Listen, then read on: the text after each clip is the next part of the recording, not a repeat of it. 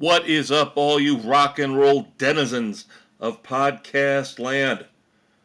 Welcome to the latest episode of the Fortress of Rock. I, of course, am your humble and gracious host, the Maestro, Kevin Crane. This is episode 162. We're already well into the fall of 2024, September the 20th of 2024. Lots to discuss this week. Many significant news items, many significant birthdays and anniversaries.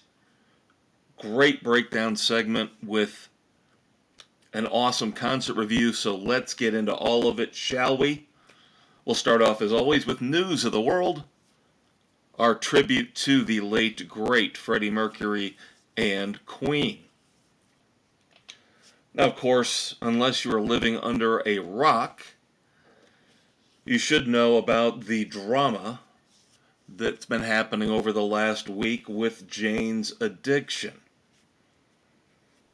Now, I will preface this episode, and I think I did this a week or two ago, where a lot of the news I'm going to be talking about and a few of the anniversaries and birthdays do not involve bands or performers I really care all that much about. So this is more like me doing a public service for you. Because I really, in the end, don't care if Jane's addiction stays together, rips themselves apart. I don't care. But I know there are some of you out there that like them. So, here's the scoop. September the 13th, that would be last Friday, right around the time our last episode dropped. Boston, Massachusetts. Things went haywire for Jane's addiction during their show. Perry Farrell, lead singer, went ballistic, went after guitarist Dave Navarro, who had just recently come back into the fold and rejoined Jane's addiction, screaming and yelling at him in his face, and then finally took a swing at him. Bassist Eric Avery had to get involved. The whole thing was a mess. There is video out there if you choose to watch it. It really looks like something is wrong with Perry Farrell. Even though his wife was the first person out there in the know to try to give a breakdown of what had happened and why it happened. And she basically claimed that, number one, the sound mix was not good, and her husband, his vocals were getting drowned out by the rest of the band. Now, number one, I don't understand why that would be Dave Navarro's fault. Wouldn't that be something where you would, after the show, rip into your soundboard guy or gal and tear them a new one? I don't understand why you're blaming Dave Navarro for that. In the middle of a show, nonetheless. But then again, Perry Farrell's wife also said that her husband felt like the other three band members were jumping into songs too quickly and not giving Perry Farrell the proper cues or countdown in order to sync up with the rest of the band. Is that enough to explain why he went absolutely ballistic? You make the call. Again, like I said, in the end, I really don't care. I feel bad, though, for fans of Jane's addiction. If you were really into this, if you were looking forward to this reunion. Now, of course, initially, as I mentioned, this happened a week ago on September the 13th. Initially, the band came out and said, we are going to cancel one show. We're going to cancel our Bridgeport, Connecticut show on September the 15th, which would have been this past Sunday. But obviously things couldn't be patched up. So in the end, the band canceled the entire tour, and they are now on hiatus.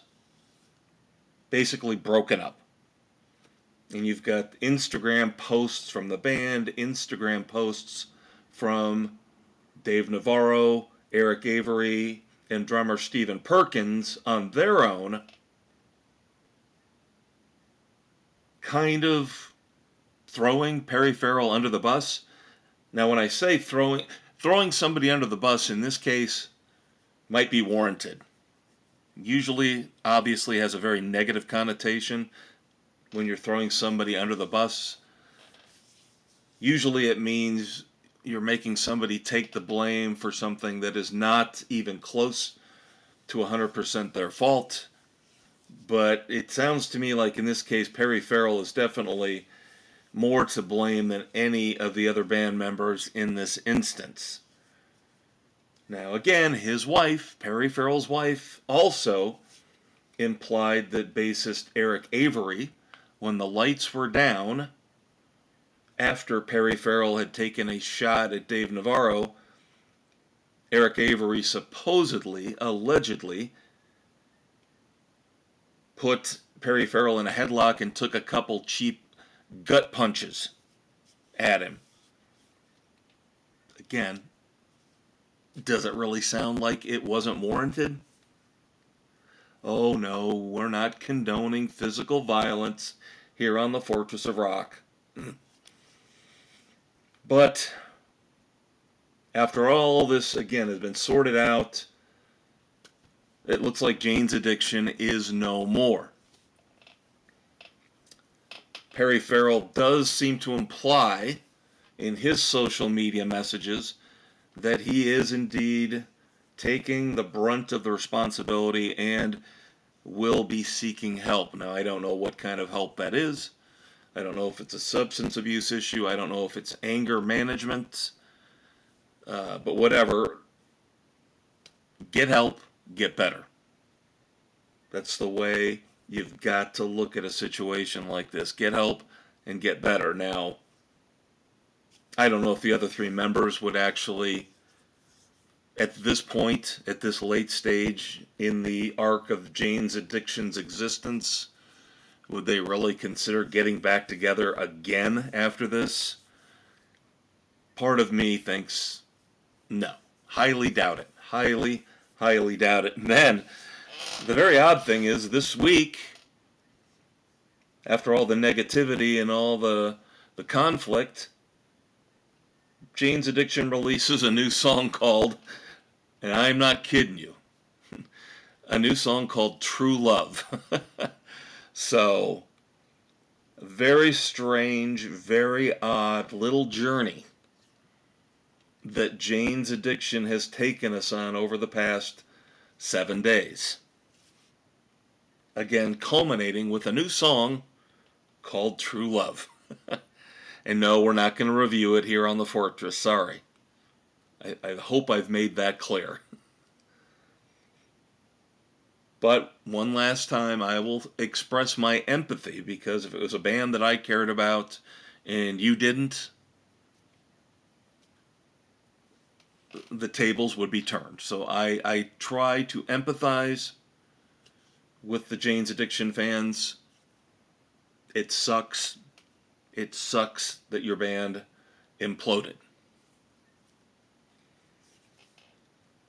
All right, let's talk about some other live music news, including a big update.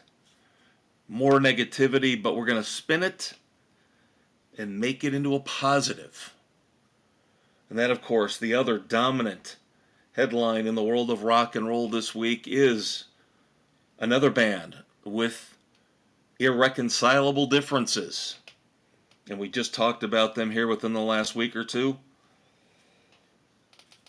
Kind of comes out of nowhere, though, really. REO Speedwagon has decided to stop touring altogether, effective January the 1st, 2025.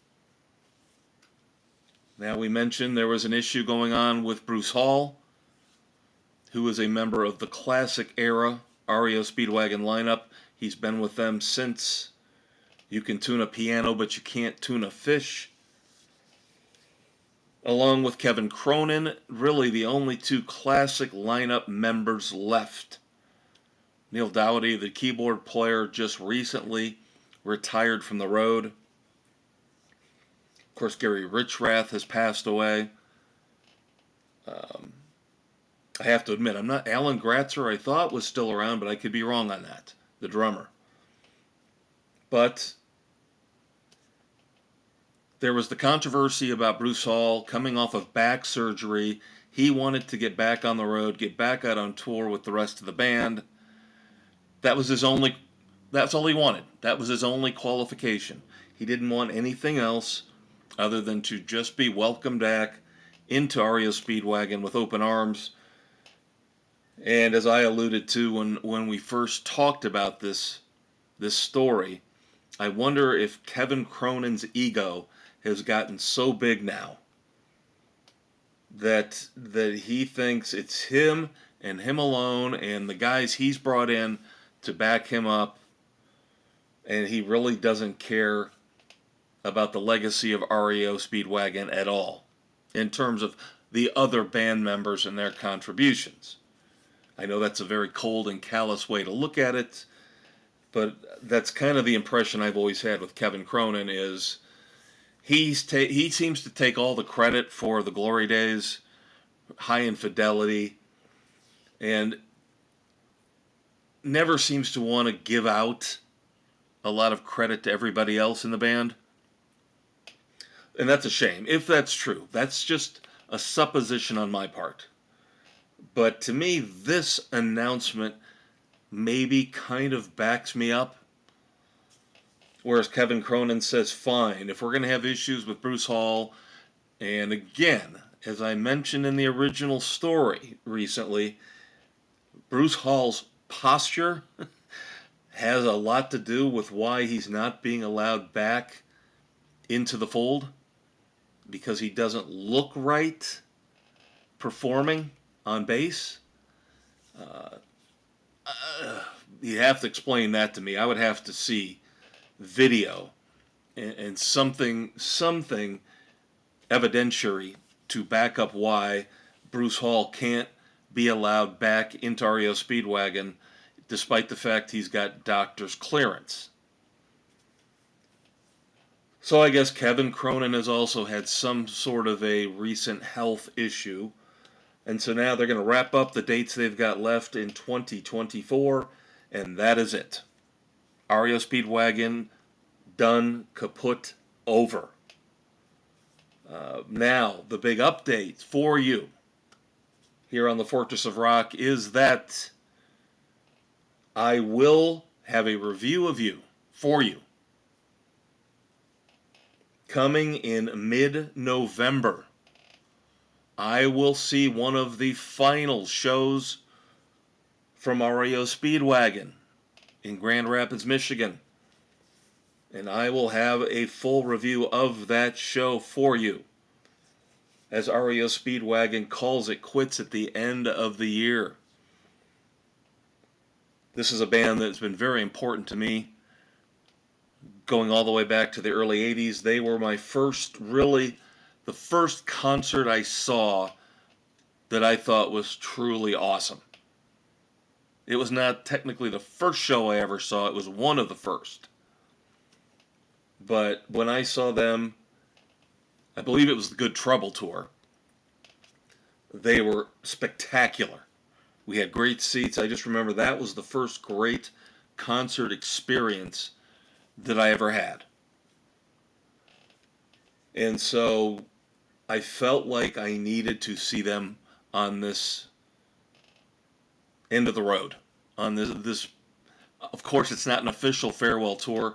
They're just wrapping up the commitments that they had already made. But luckily I was able to secure some tickets for me and my friends. So we will see REO Speedwagon, one of their final shows. And I will have that review for you in mid-November again here on the Fortress of Rock. Now, one of those bands that's inexorably linked to REO Speedwagon, one of those bands from the late 70s, the early 80s, their heyday, not in the Rock and Roll Hall of Fame, not given the respect or the credit they deserve. That would, of course, be Styx, who we just reviewed for you earlier this year. Now, they're not calling it quits, and I'm starting to hear good things about the momentum building for them to get into the Rock and Roll Hall of Fame, as the class of 2025 will start forming up here fairly soon. The nominees, at least. Styx is starting to put together a 2025 Grand Illusion Tour. Sounds like they're going to play that album in its entirety.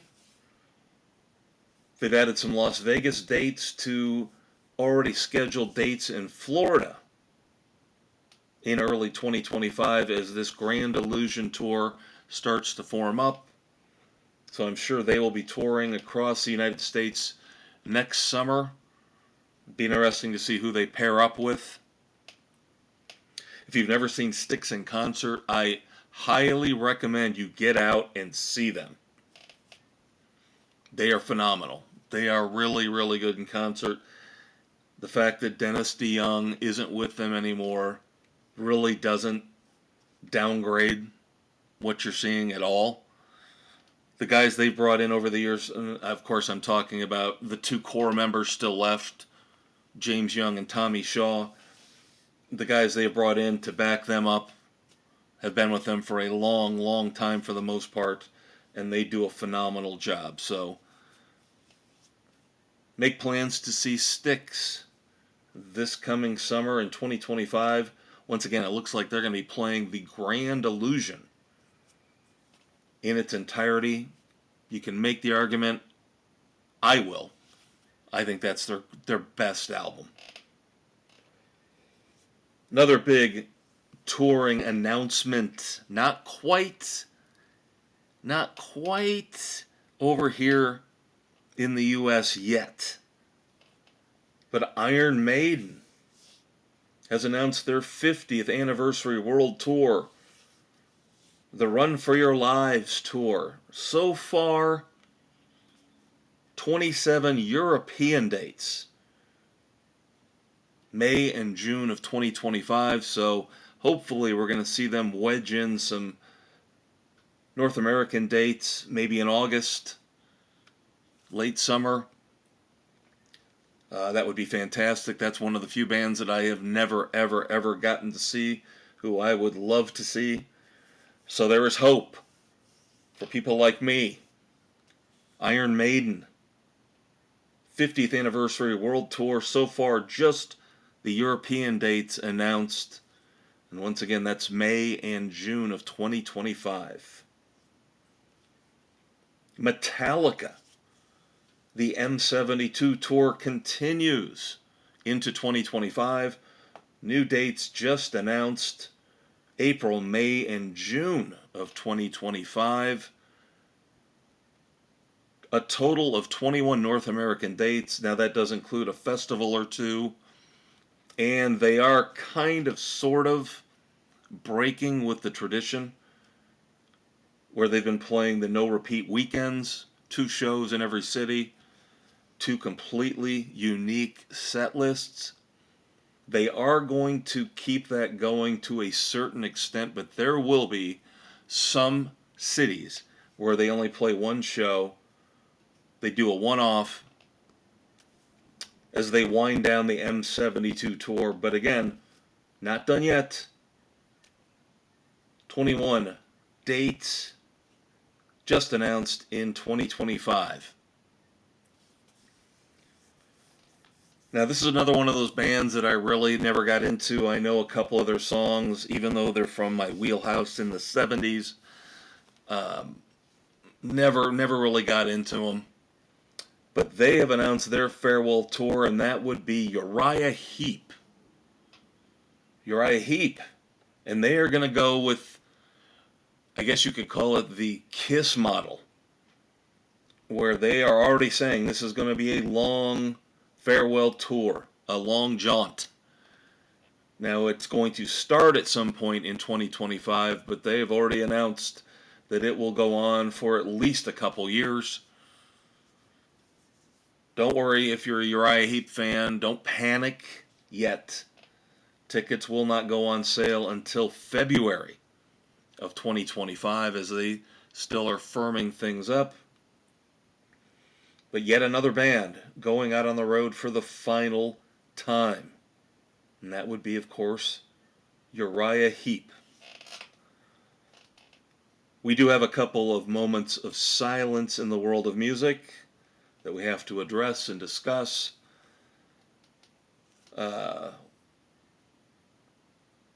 Jackson 5. I've always alluded to you guys that throughout the 70s I listened to all types of different music, from soul and pop and disco all the way through to rock and roll, AOR.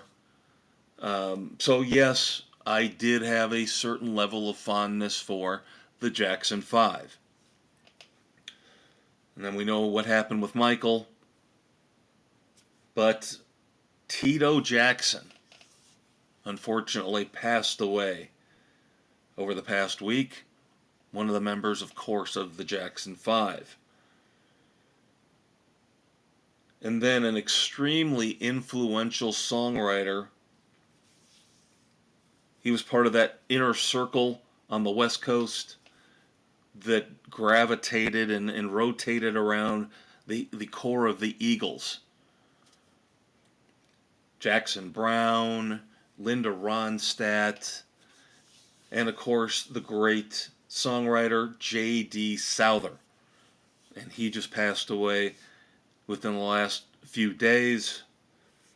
Of course, had one solo hit, which I do remember, Only Lonely. And for a time he dated Linda Ronstadt. Very interesting, as they of course posted past interviews looking back at his life. And one of the interviews that I read was very interesting, and somebody asked him, do you regret the fact that he was invited to join the Eagles and turned them down? And of course the interviewer is asking, do you regret that decision? And he said, I'm paraphrasing here, but he basically said, after I got a little popular with the success of Only Lonely and started to play to bigger crowds, and I was more in demand, and there were more demands on my time, I became very uncomfortable with that. So I don't think I would have enjoyed the bright lights and the big spotlights that the Eagles got. But he does say, the paychecks would have been nicer. So, sounds like a very down-to-earth, smart guy. So again, one of the members of the inner circle of the Eagles, J.D. Souther, has passed away. Now, last here on News of the World, before we move on to Breakdown, let's discuss new music. Now, we have a reissue. I, again, don't like to necessarily focus on reissues or live albums or greatest hits albums, but there is something here to note. Number one, it's an awesome album. It's one of my all-time favorites, so that in and of itself warrants discussion. But coming out on October the 25th, reissue on CD and vinyl, Rat's classic, Out of the Cellar, coming back at ya. Now, there's not a lot of bells and whistles here with this reissue, except for there will be one unreleased track from the Out of the Cellar sessions. Now, bear with me here. I'm not trying to trick you. If you're a Rat fan, the unreleased track is Reach for the Sky. And again, this does come from the Out of the Cellar sessions. We all know Rat put out an album called Reach for the Sky, but if you pull it out of your collection, take a look at it, you will know, as do I, that there was not a title track on Reach for the Sky. So, very interesting. A new song, a never heard before song from Rat. We don't know when that'll be released. I would assume they'll probably put it out there on streaming at some point. Maybe here in late September or early October. Can't wait to hear Reach for the Sky from the Out of the Cellar reissue coming October the 25th. Now this is where my earlier warning comes into play, because these two albums I don't care about at all, but again, I'm doing this as a public service to you. Eric Clapton has a new album coming out called Meanwhile. Interesting release strategy. The Smashing Pumpkins did this strategy here recently, where they put the album out months ahead of time on digital only, and then they'll release it CD and vinyl later on. And that would, of course, I'm referring to Agore More Me. Eric Clapton will release Meanwhile on digital platforms here in a couple weeks. Meanwhile will be out October the 4th on digital. Physical iterations, of course, that would be CD and vinyl, will not be out until the end of January 24th of 2025. Obviously encouraging people to purchase the digital version. I don't know why. If you wanted it, why not just wait a few months? You can listen to it on Spotify or iTunes. But that's just me. And I will say this, because I am a cruel and awful human being sometimes, especially when it comes to artists and celebrities I don't like Eric Clapton. The album cover, because they have released the album cover, the image, for Meanwhile, has to be one of the most pathetic, awful album covers I have ever seen in my life. Eric Clapton is sitting in a diner, staring at the camera. I believe he has a cup of tea in front of him. But the two things in the picture that just strike me, that stand out as ridiculous, are, number one, he is wearing a Gilligan hat. Yes, I'm referring to Bob Denver. I'm referring to Gilligan from Gilligan's Island, the classic sitcom. And if that wasn't enough to make him look silly beyond all belief, if you look at his jacket pocket, okay, the left breast pocket, I am not kidding you, and maybe I have watched too many episodes of On Patrol Live, but it looks to me like he has got a drug kit sitting in that pocket. You guys take a look, you make your own judgments, you form your own opinions, but it looks like he has got a drug kit stuffed into that breast pocket of his jacket. That's all I'm going to say. It's an unbelievably awkward looking cover nonetheless. And then finally, because I think Justin Hawkins is one of the most idiotic, overrated, egotistical morons in the world of rock and roll. But again, I feel as I owe this to you, doing you a service. If you happen to be a fan of his band, The Darkness, yes, The Darkness has a new album coming out called Dreams on Toast. Ha ha, Justin, you are so witty and so funny, we can barely stand it.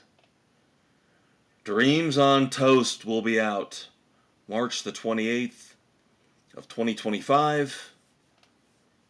First single is out now. It is called The Longest Kiss. And you can guarantee that we will not be reviewing it here on the Fortress of Rock. and I am still upset to this day. Many reasons why I don't like The Darkness, many reasons I don't like Justin Hawkins.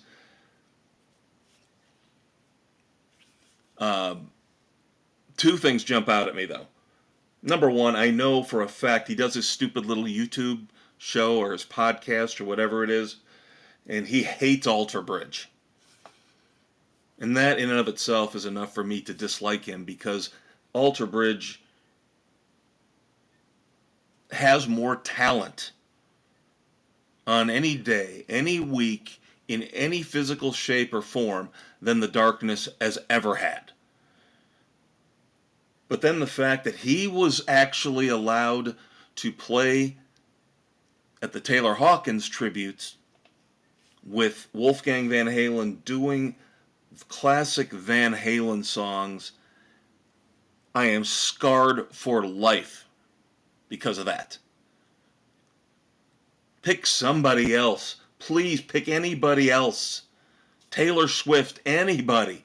But not Justin Hawkins singing my beloved Van Halen. I came very, very close to having a brain aneurysm. And I love Wolfgang Van Halen, but I think that was a terrible, terrible lapse in judgment for Wolfie.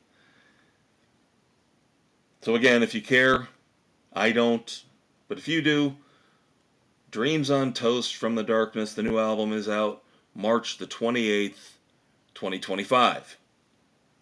And with that, let's move on to some bigger and better stuff. Let's move on to Breakdown, of course, our tribute to the late, great Tom Petty and the Heartbreakers.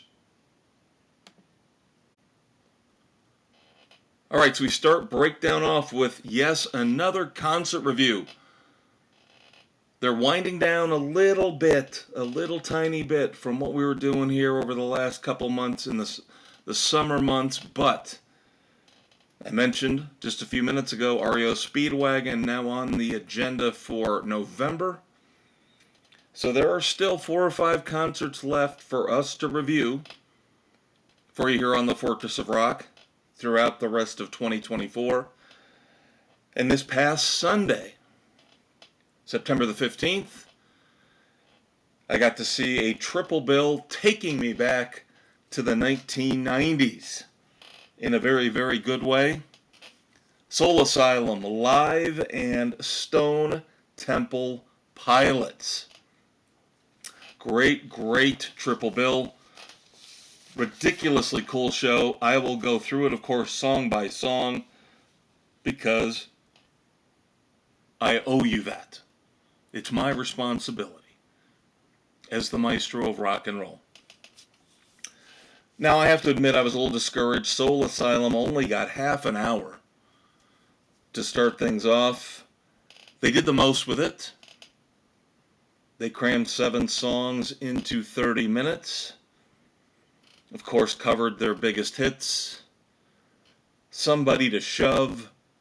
Misery. Misery, by the way, I think is one of the greatest songs of all time.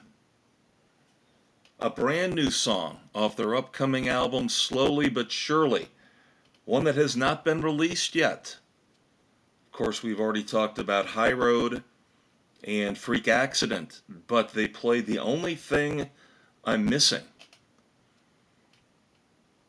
Then they got back into the stuff that we know and love. Black Gold, Runaway Train, Just Like Anyone, and April Fool.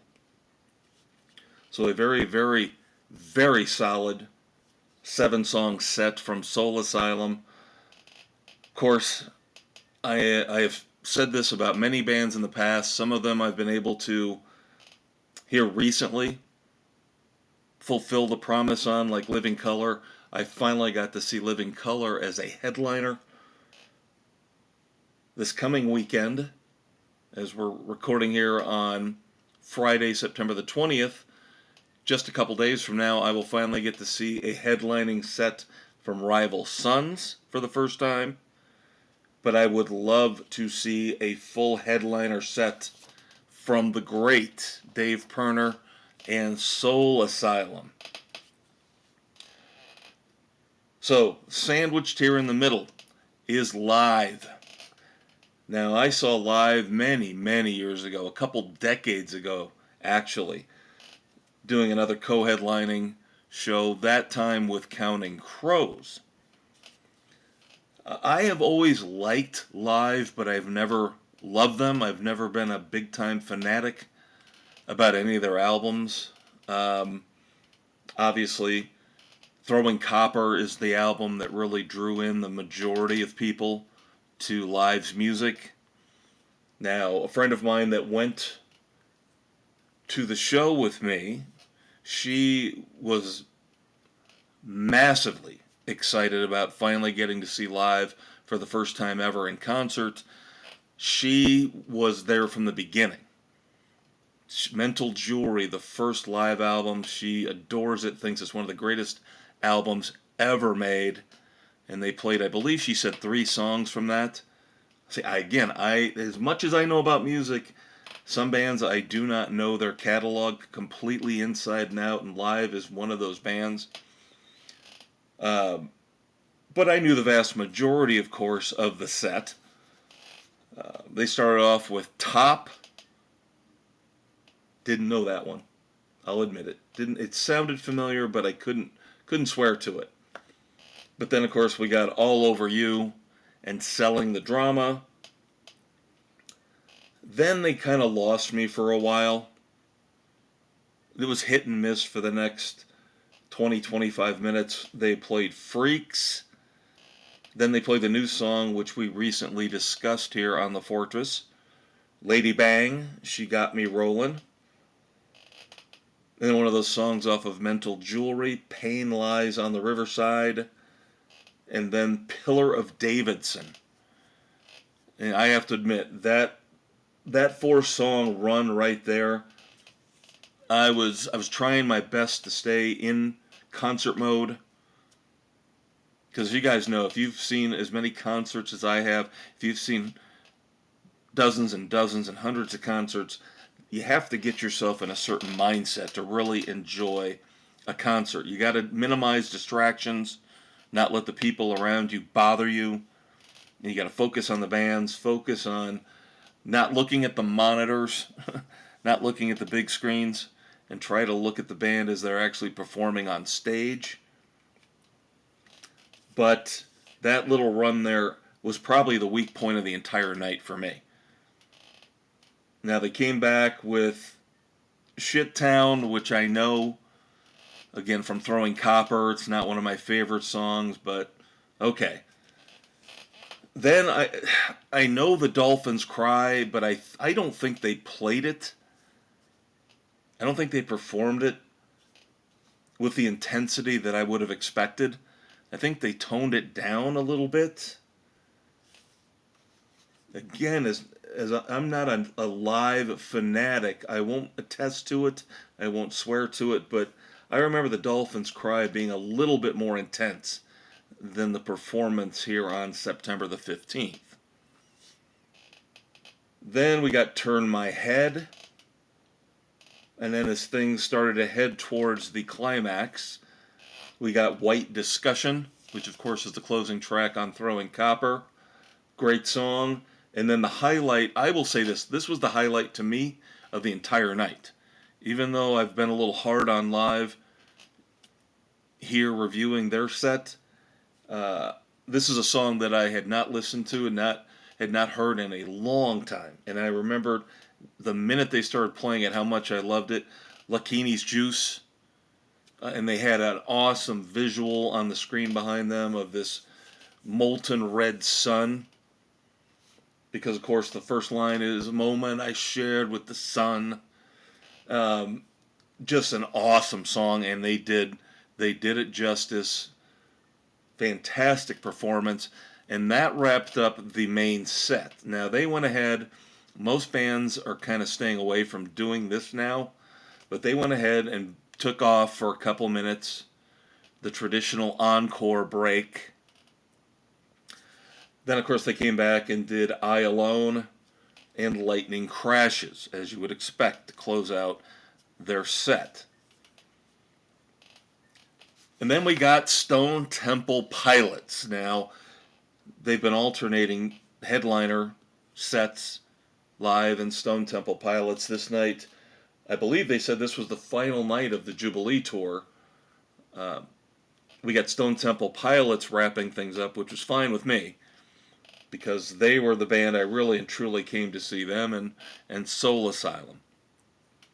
Now, the cool thing is, we got the entire Purple album, beginning to end, in sequence.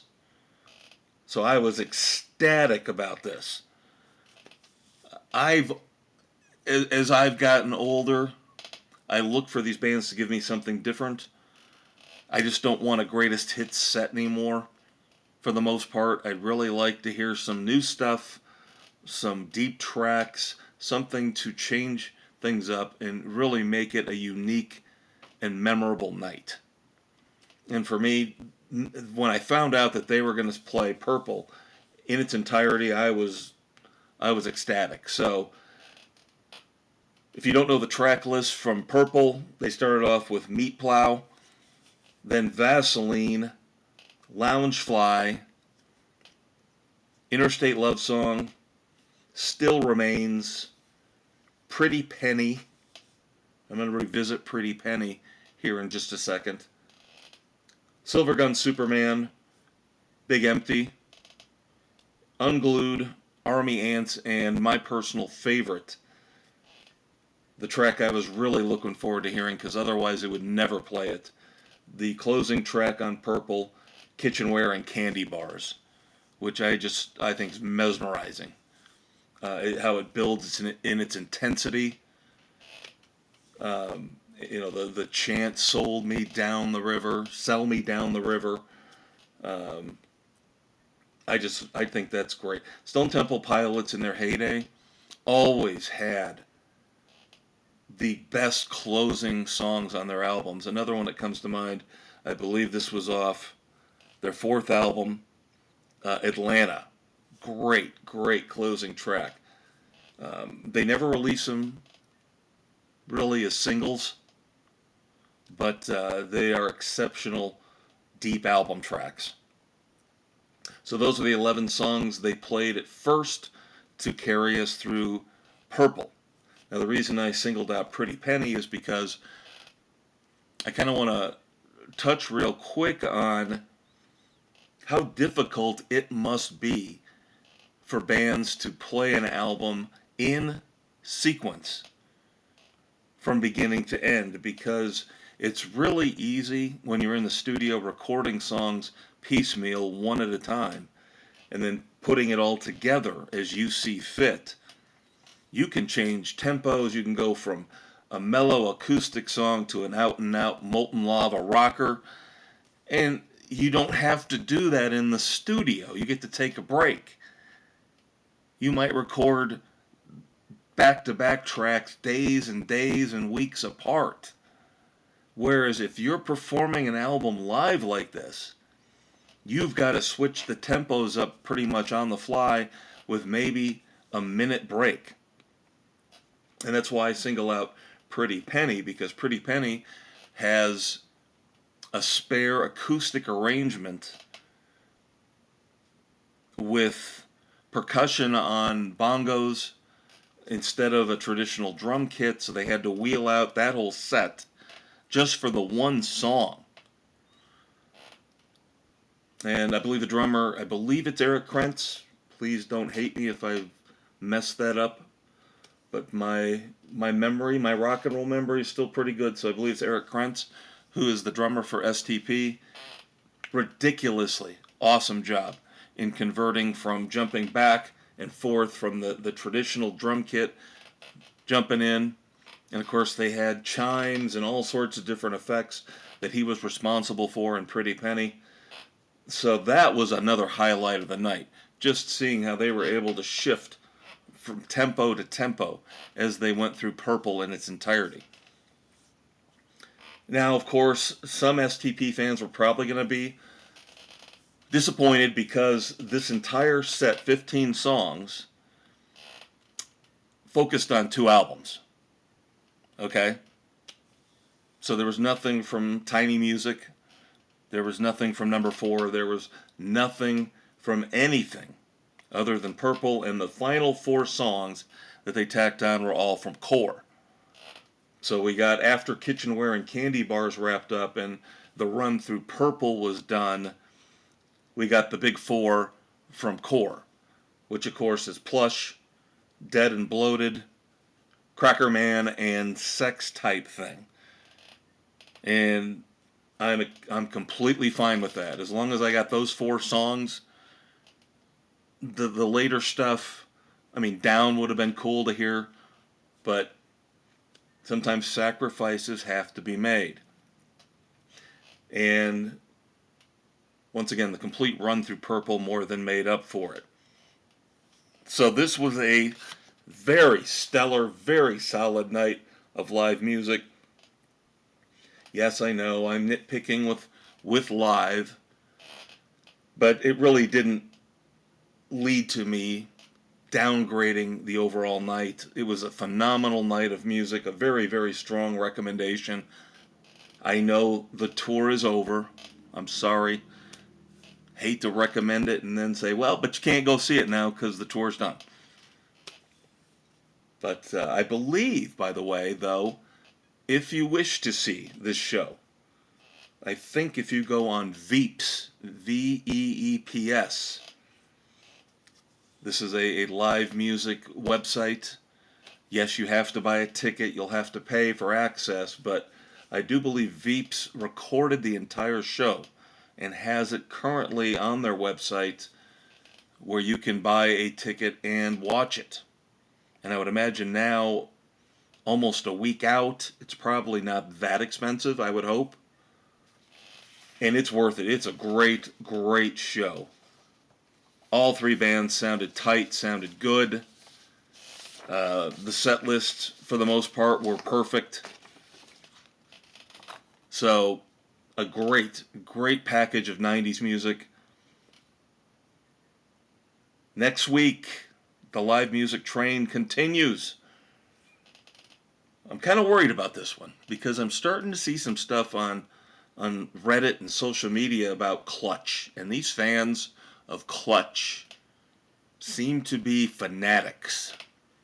And it doesn't seem like they mesh well with the Rival Sons fans, which is what I am and my buddy is.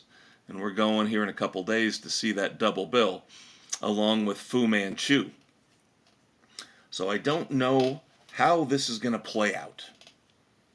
I will try to avoid getting in a fight.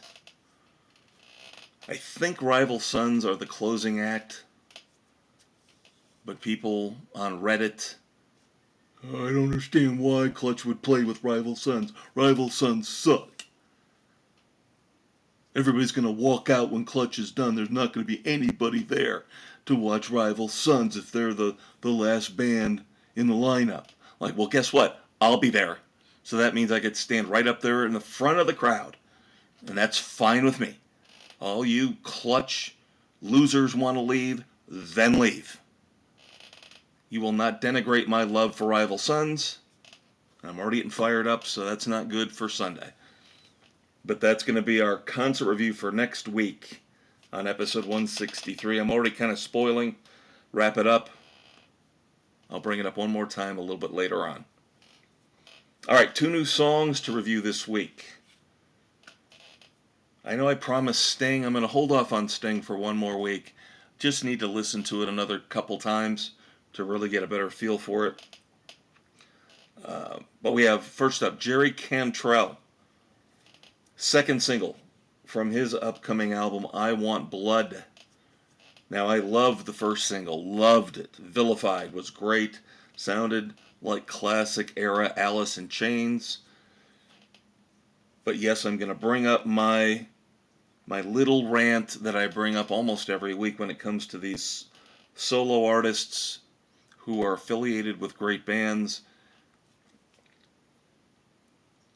Listening to the second single, Afterglow, really, I sat there thinking, if he had brought this to the rest of Alice in Chains, I've got to believe they would have told him, no way. No, this is not up to our level. This is not our quality. This is not something that we should be doing. And maybe again that's why he's doing it as a solo act, but it's not good. It's dull. I think Afterglow is very, very dull. I think it's absolutely generic. I don't even want to say it's generic Alice in Chains. It's not worthy, again, of Alice in Chains, like Vilified was. Is it unfair for me to expect Jerry Cantrell's music to sound like Alice in Chains? Well, he seems to try to make it sound like Alice in Chains on his own, so who am I to dispute that? So I will judge it based on that. And Afterglow sounds like a dull, boring Alice in Chains song. He can do better, and I think he should still get that group. This is the rant. Get that group dynamic back, because when you have other people, when your ego isn't the only one in the room, and you're patting yourself on the back going, well, that sounds really great, Jerry, and nobody else is there to tell you, well, I got some ideas. Or another guy pipes in and says, no, I got some ideas too. And you get the group dynamic going, for better or for worse. That collaboration when it comes to music, to me, is essential.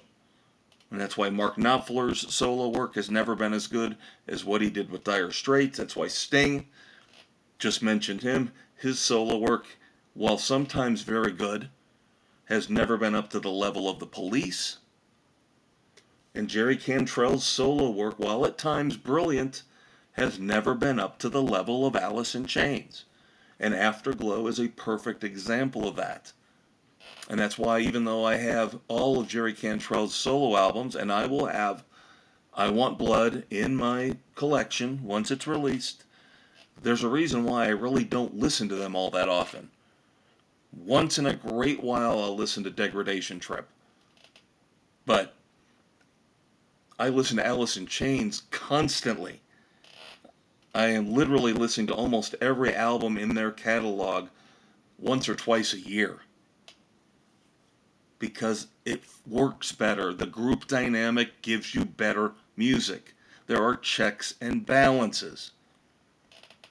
And when a solo person, a solo artist like Jerry Cantrell, gets to do whatever they want with free reign, sometimes you get great stuff, and sometimes you get below average mediocrity.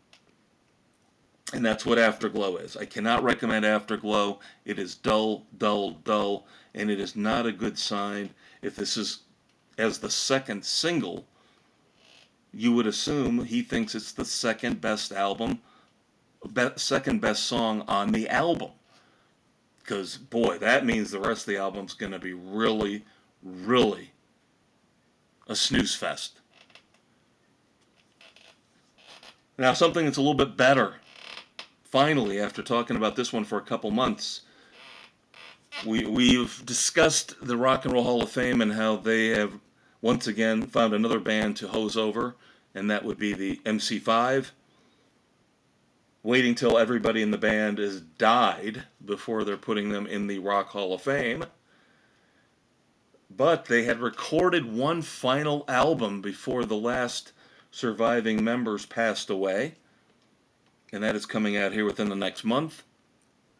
2 songs are out, but the second single is the one that really caught my attention because it features the great Vernon Reid on guitar. Of course, Vernon Reid from Living Colour, one of the greatest rock and roll bands of all time, in my humble opinion. And this song is so much better because of Vernon Reid. It's a good song in and of itself. It's a great punk rock song. It's got some great lines in it, some awesome lyrics, but the centerpiece of Can't Be Found, MC5 with Vernon Reid, is Vernon Reid's fantastic, near perfect guitar solo about at the midway point. It is classic Vernon Reid. I actually think it sounds just a shade different from the work he would normally put in with Living Colour.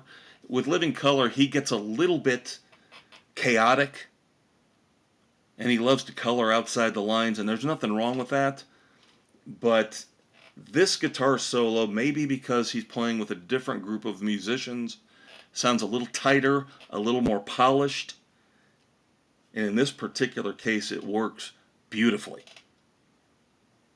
Now, as I mentioned, the song itself, Can't Be Found, is very, very good. So I'm not just going to heap all the praise on Vernon Reid and ignore the contributions of MC5. It is a cynical, and in the MC5 have always been known for, a little bit of that counterculture, rebellion attitude.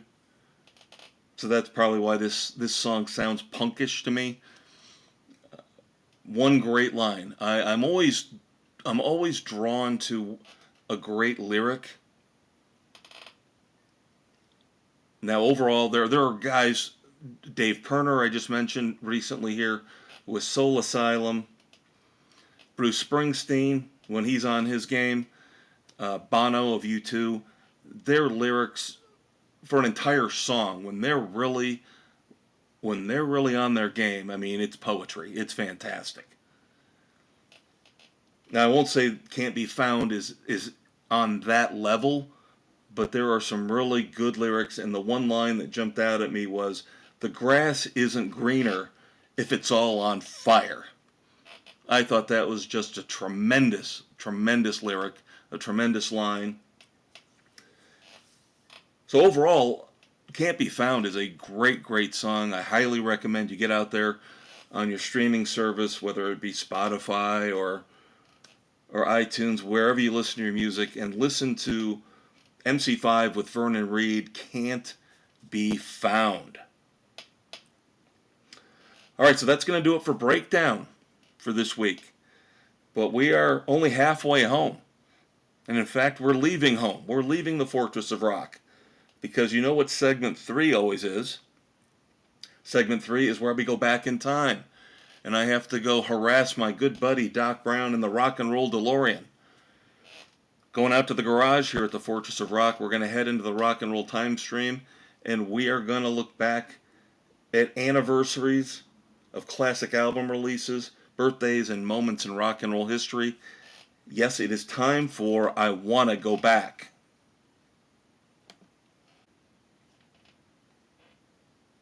All right, so we're strapped in here. 1.21 gigawatts is the goal to get us into the rock and roll time stream so we can give you all these birthdays and anniversaries and these classic moments in rock history. But first, I have to take care of business. I've just got to. I am sorry, but it has to be done. Just a couple minutes here in the middle of the podcast to let you know about the great platforms and the great sources that we have here on the Fortress of Rock. First up, a lot of the ideas, especially in News of the World and here in I Want to Go Back, some of them are mine, some of them are not. And a lot of them I get from 3 main sources. UltimateClassicRock.com, ThisDayInMusic.com, and when we discuss Van Halen, the VanHalenNewsDesk.com. And then, of course, the platforms. We wouldn't be out there without these great, amazing platforms that are more than willing to take on podcasts like mine. You can do one. Let your voice be heard, whether you want to talk about music, movies, politics. Ugh, I don't know why you'd want to talk about politics, but anything you want, crafts, travel, sports, you can do a podcast just like me and get it out there on all of these fine, amazing platforms. Spotify, Pocket Cast, Apple, iHeartRadio, Overcast, Amazon Music, Castbox, Audible, and the newest addition to the Fortress of Rock family, Good Pods. And then, of course, do not forget to check out the Facebook page all throughout the weekend starting tonight. Because not only will you find a link to this brand new episode, well, you're already listening, so I don't know, pass it along to your friends, post it on your Facebook page.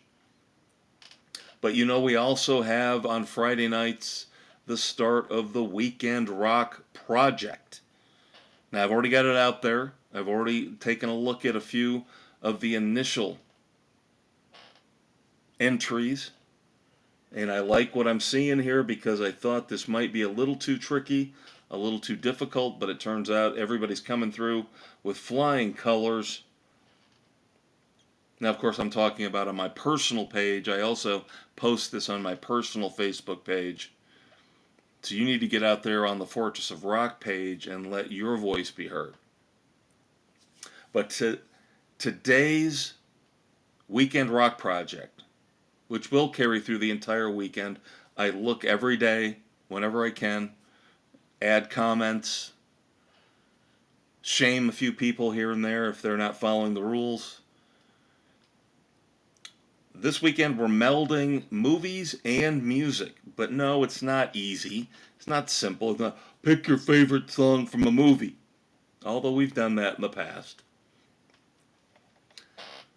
What we want from you this weekend is pick your favorite rock songs that have a movie title in the name of the song.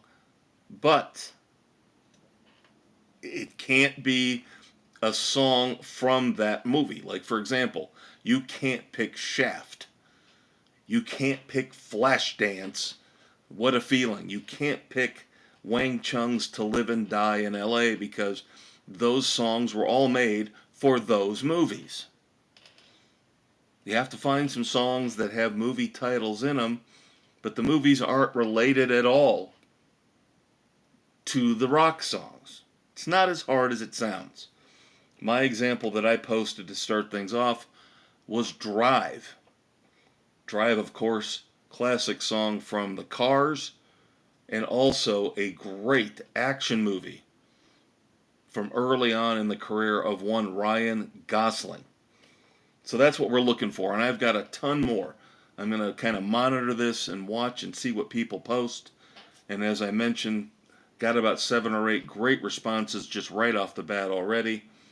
But I've got about a dozen. I wouldn't have posted this if it was that hard. I wouldn't have posted it if it was going to frustrate everybody, because we all want to have fun with this. So trust me, it's not that hard. Then, of course, don't forget about New Music Sunday. Every Sunday in the afternoon, we have a new music video posted on the Fortress of Rock Facebook page. Try to get you guys to listen to some new stuff. Got to keep rock and roll alive. Don't know yet what song that will be, but I'm pretty close to making a definitive decision, and we'll discuss that a little bit more once we get to wrap it up. So there you go. Business done. Business out of the way. Doc Brown has got us up to 1.21 gigawatts, so let's get into it. Let's start off. I will say this. I will preface this week's I want to go back, of course, our tribute to the late, great Eddie Money, by saying that I left some stuff out. This is a very full day. I won't go so far as to say one of the most important days in rock history, but I will say a lot happened on this day worth mentioning, and I had to leave out 4 or 5 very significant, either a birthday or an anniversary here and there. So if you're going to look at me and nitpick at what I said in terms of, look back at this and go, he missed this, he missed that, he missed this, you're probably right. But I did it on purpose to save a little bit of time. Otherwise, we'd be here for hours and hours. So, birthdays, a little bit short on birthdays, but some very cool birthdays nonetheless. So we'll start off with September the 20th, 1968. Ben Shepherd, bass player for Soundgarden. Now, Ben Shepherd was not with them at the very beginning. He happened to join right before their big, huge commercial explosion, otherwise known as Bad Motor Finger. Born on this day, September the 20th, 1966. One of my personal favorites, one of the greatest guitar players in the world today. Very cool dude, loves Eddie Van Halen. Nuno Bettencourt, guitarist for Extreme. And I'll tell you, I've got to believe that if it wasn't for Joe Satriani playing on the Best of All Worlds tour, Nuno Bettencourt would have been the next guy up. Would have had to have been the next guy up to take on all of those great Eddie Van Halen riffs, because, trust me, I have all the faith in the world he could play them and kill it. The great Nuno Bettencourt, born on this day in 1966. Born on this day, September the 20th, 1959. Alana Curry, one of the members of the trio, yes, the trio known as the Thompson Twins. And then finally, we mentioned Styx in segment 1 and how they're still going, and they're setting up the Grand Illusion for 2025 to play that album in its entirety. Two of the members back then who played on that album, two of the members of the classic Styx lineup. Twins, brothers. One unfortunately has passed away. One makes an occasional appearance here and there for Styx, plays a song or two when they're on tour. Born on this day, September the 20th, 1949. Chuck and John Panozzo of Styx. Of course, bass and drums. Okay, so there's your birthdays for the week. Now, a lot of anniversaries to run through, so let's get going on that. Now, this is just personal for me, this first one. You guys will probably scoff at it and laugh at it, and that's fine. You can. And you probably are the same hypocrites who watch Love Island and The Golden Bachelorette and all the garbage, America's Got Talent and American Idol. The one reality contest that I watched way back a couple decades ago was Rockstar. It had 2 seasons to it. And if you remember it, that was the only competition show where I was fully engaged because it was my music. It was classic rock from the 70s, the 80s, and the 90s. Of course, season 1, the premise was the winner was going to take over as the lead singer of In Excess. Of course, Michael Hutchence passed away. You know, I'm not going to get into the gory details on it, but really, honestly, suicide, accidental suicide maybe, but still. And it's a shame because Michael Hutchence was such an amazing frontman, an amazing singer, but In Excess did not want to call it quits, so they decided, let's buy into this and let's really let the network do the work for us. So Rockstar In Excess was born, and you got to listen to all these great voices and watch these great personalities on stage trying to become the next frontman or woman for In Excess. And the winner was declared on this day, September 20th, in 2005. J.D. Fortune became the brand new lead singer of In Excess as he won the first season of Rockstar. Now you remember the second season was more about finding a lead singer for a supergroup that they were putting together. Of course, that supergroup featured Tommy Lee of Motley Crue and Jason Newsted. And of course, the hosts of the show were Brooke Burke and Dave Navarro. I loved the 2 seasons of Rockstar. I just absolutely loved them. And that's the only time I've ever subjected myself to the filth that is reality TV. Especially when it comes to competitions, let's put it that way.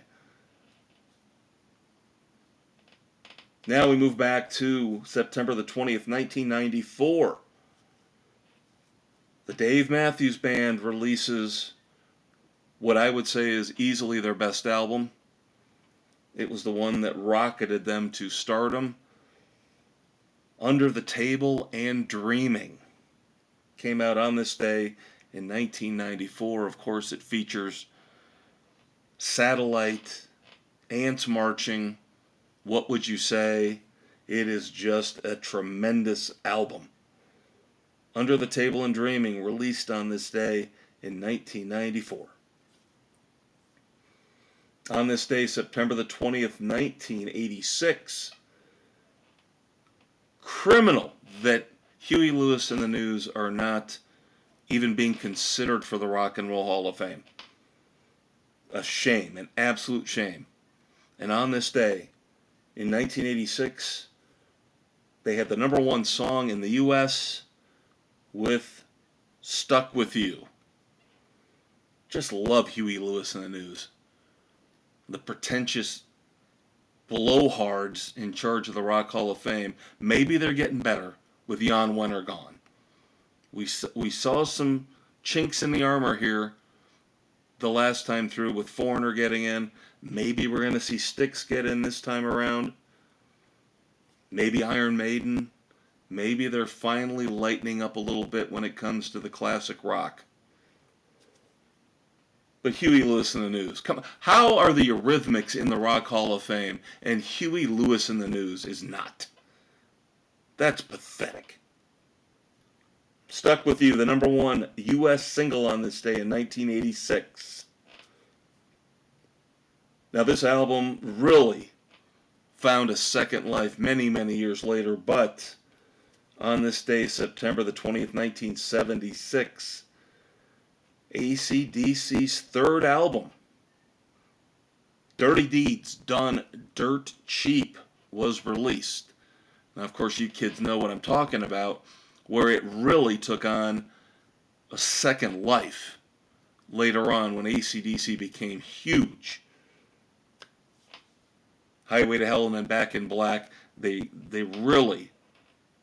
basically re-released Dirty Deeds, and that album took off and became, I do believe, AC/DC's third best-selling album ever after those previously mentioned albums, Highway to Hell and Back in Black.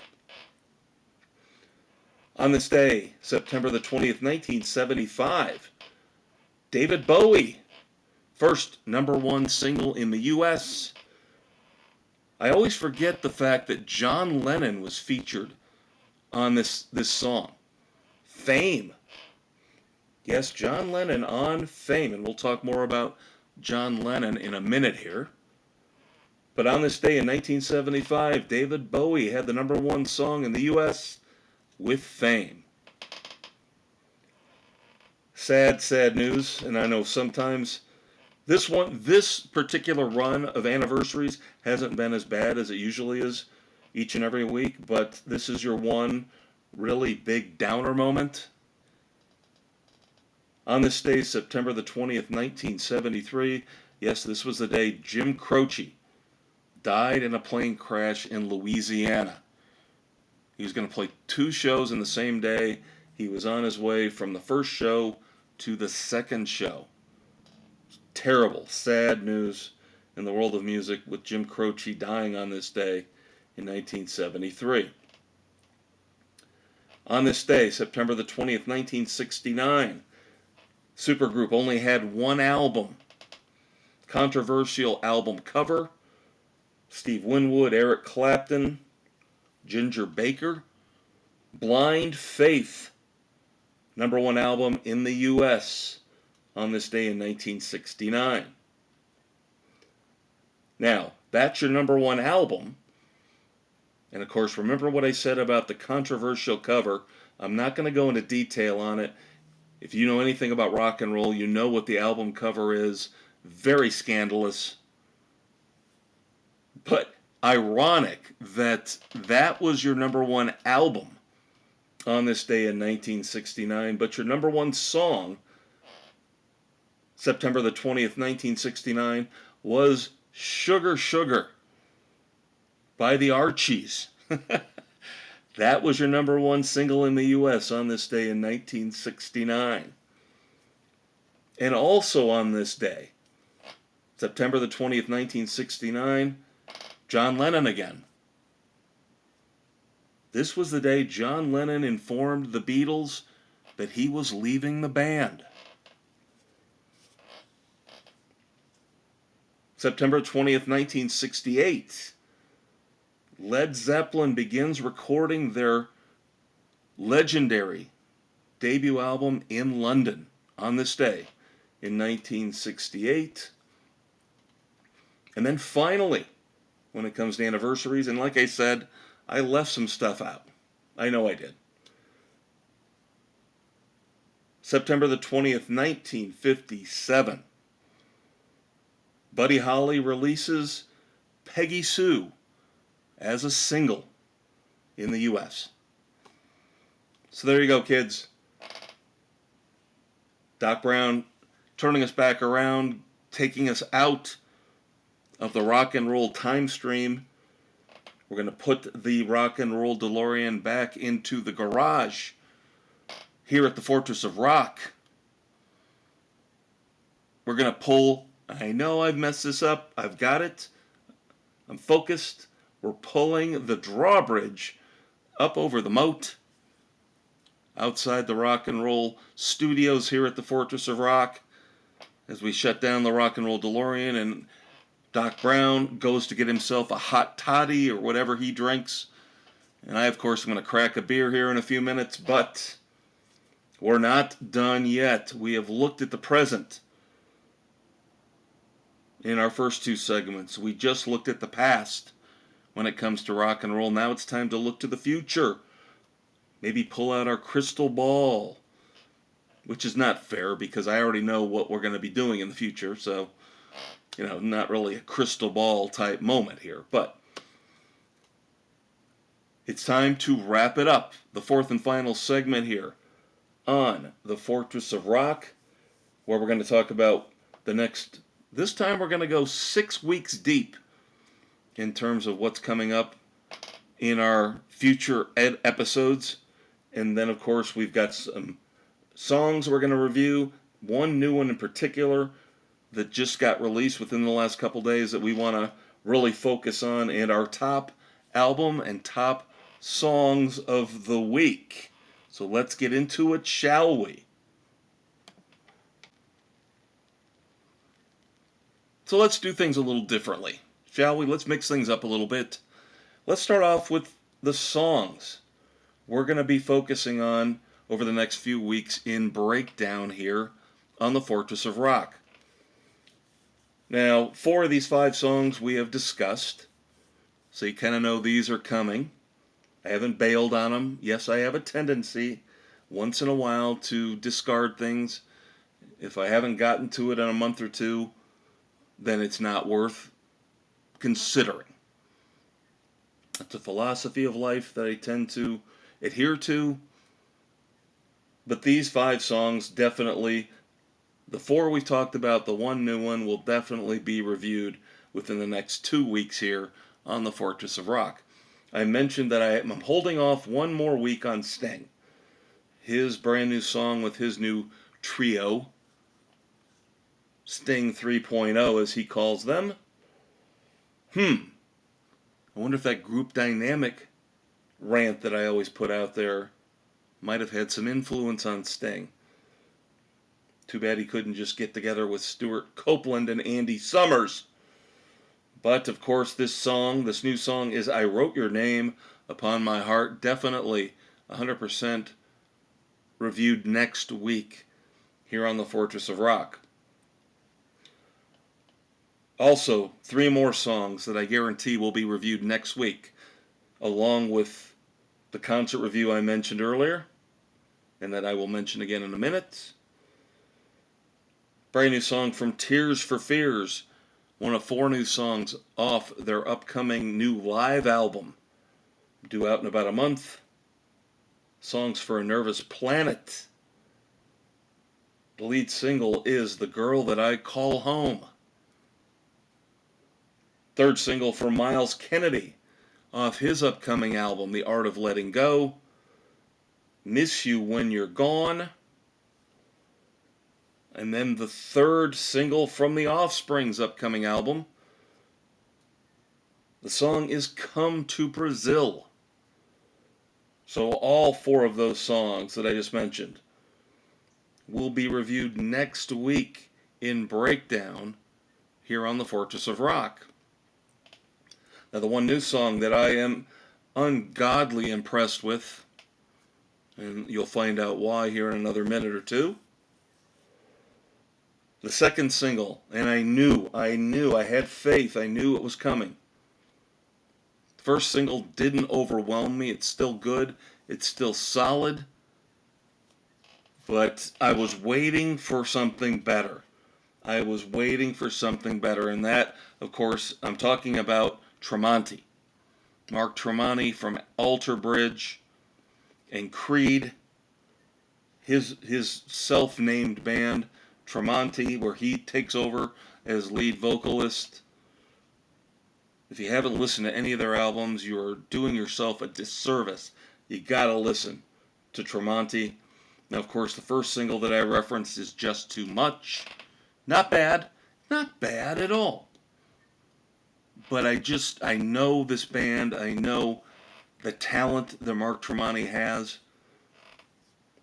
This is the song I was waiting for. The second single, The Mother, the Earth, and I know, you hear that and you go, whoa, whoa, whoa, what are we delving back into the hippy dippy era? Is this like an 8 or 9 minute prog rock song a la Yes? No. It's a little bit longer. It's about 5 minutes, but it is tremendous. Don't let the title fool you.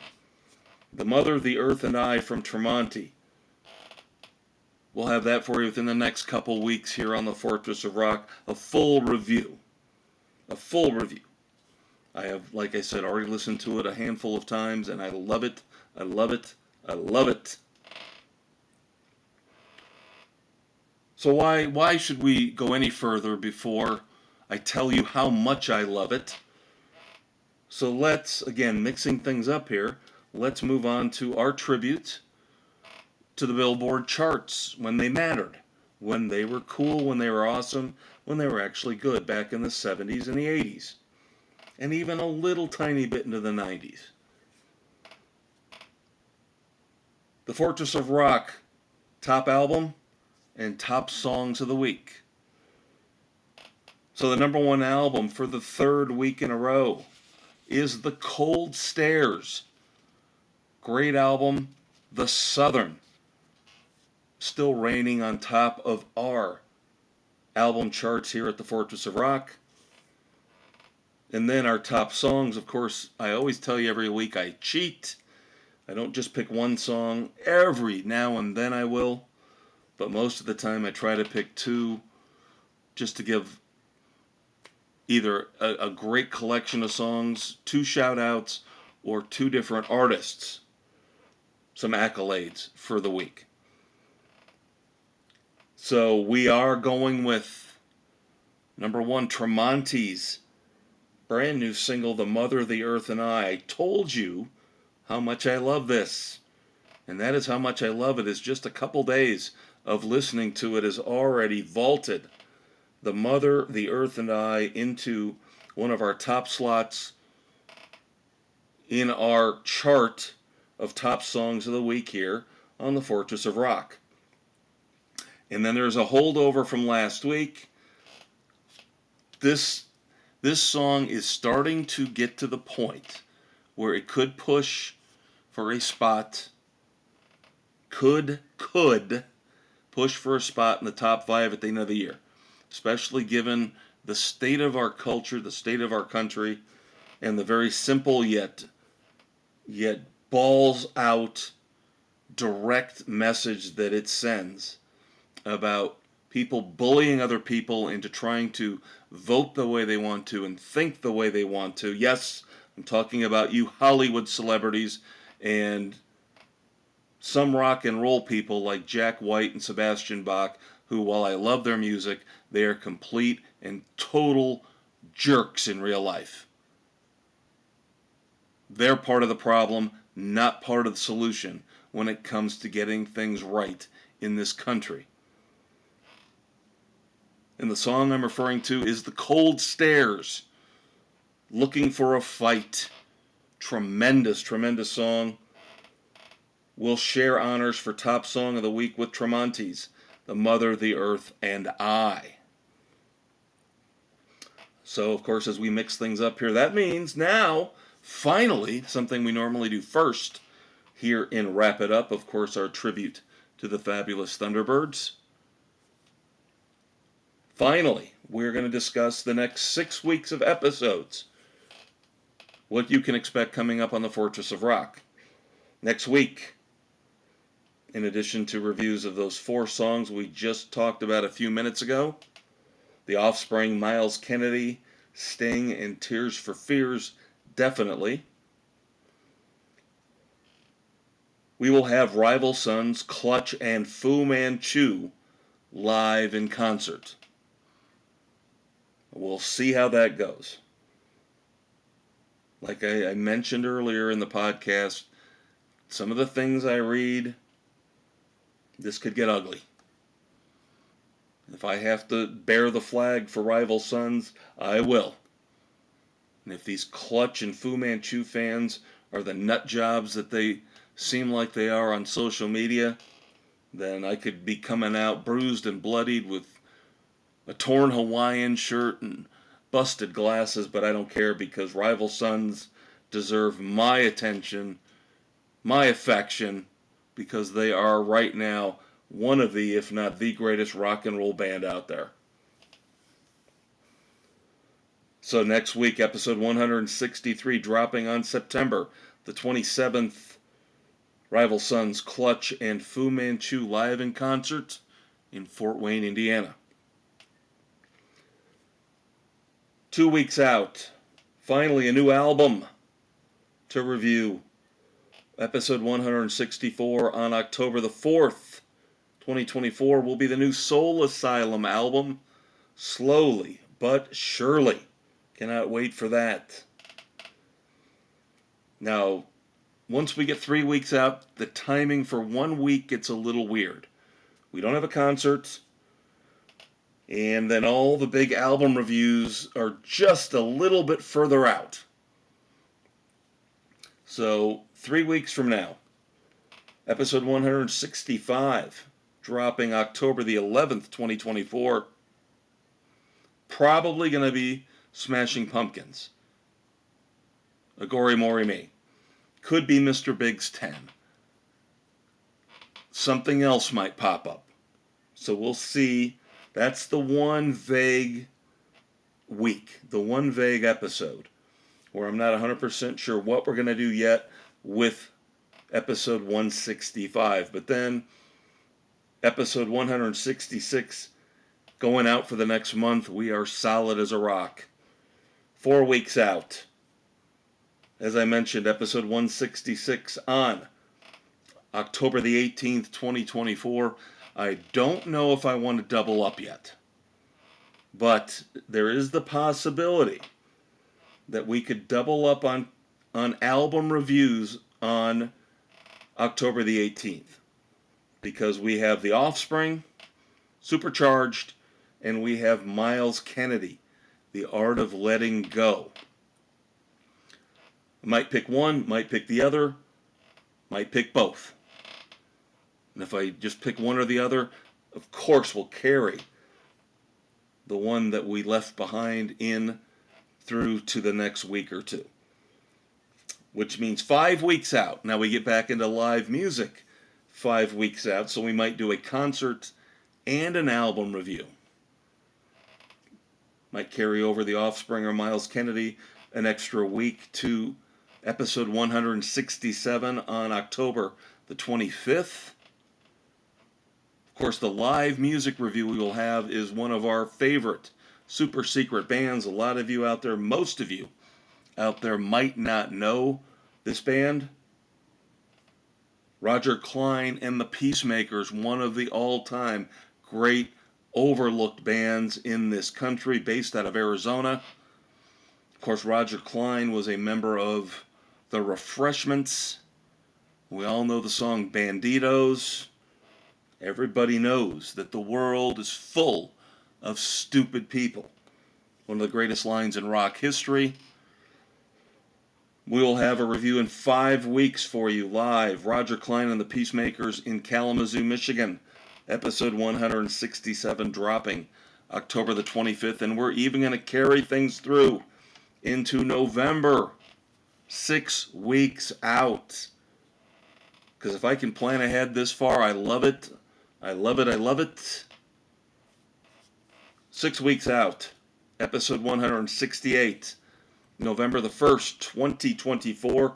Did I say 2025 for that last one? I apologize. Because we're starting to get all these concert tours setting up for 2025. I might have misspoke there for Roger Clyne. But if I did say correctly, Roger Clyne, October the 25th, 2024. Episode 167, episode 168. November the 1st, 2024, Jerry Cantrell, his brand new solo album, I Want Blood. So, outside of 3 weeks from now, we got that one little vague, amorphous episode where we're not sure what we're going to do with 165, but otherwise, we've got everything set up for you. It's going to be a great final 3 months, October, November, December of 2024. Lots of concerts, lots of great, hopefully great new music to review. We know we've got Cantrell and Kennedy and The Offspring and Soul Asylum. So, do not fear. The Fortress of Rock will not let you down. This is the place to be every Friday night for all your rock and roll news and reviews. Of course, in the Maestro, Kevin Crane, I am so glad that you chose once again to spend your Friday night with me. You might not be listening on Friday night, but still, very, very happy you're listening anytime, anywhere that you choose.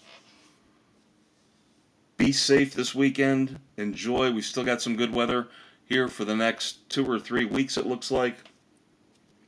Finally got some much needed rain. Not much, but a little bit here where I am, where the Fortress of Rock studios are. Hope you're doing good where you are.